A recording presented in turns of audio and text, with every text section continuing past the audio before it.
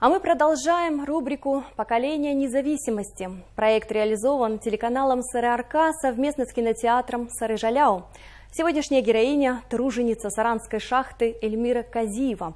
Ей всего 22, но она уже спускается на глубину 700 метров и поражает коллег своей работой. 70 горизонт тик, бізде 700 метр. По окончании вуза Эльмира Казиева проработала 1 год на Абайской шахте, затем перешла на Саранскую. На данный момент занимает должность маркшейдера. Девушка с легкостью преодолевала различные трудности, с которыми сталкивались за эти 4 года, благодаря ответственному подходу к работе. По словам Эльмиры, ей еще предстоит многому научиться. Первые годы были тяжелыми, но мой руководитель очень квалифицированный специалист.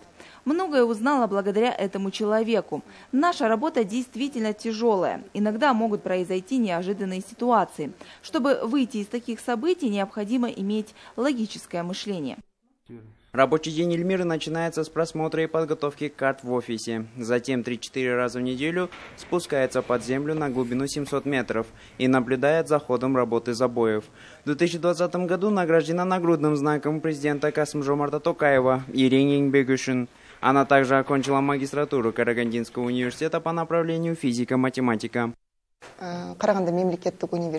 Получение награды президента дает мне мотивацию. В дальнейшем я вижу себя в этой сфере как хорошего специалиста своего дела.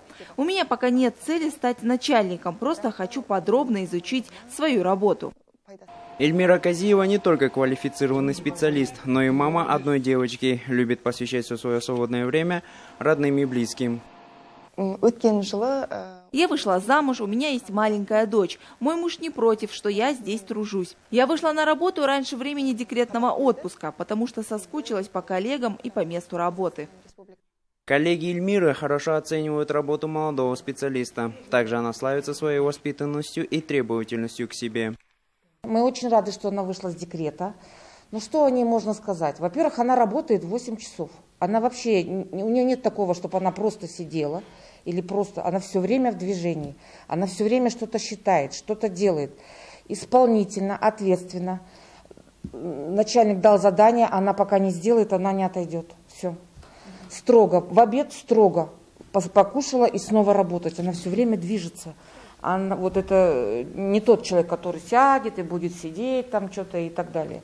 Эльмира Казиева ставит перед собой главную цель – углубить свои знания. По ее словам, молодое поколение независимой страны должны быть образованными, разносторонними и грамотными. Нуржан Танирбергенов, Олжас Габасов, Аман Хамид, телеканал СРРК.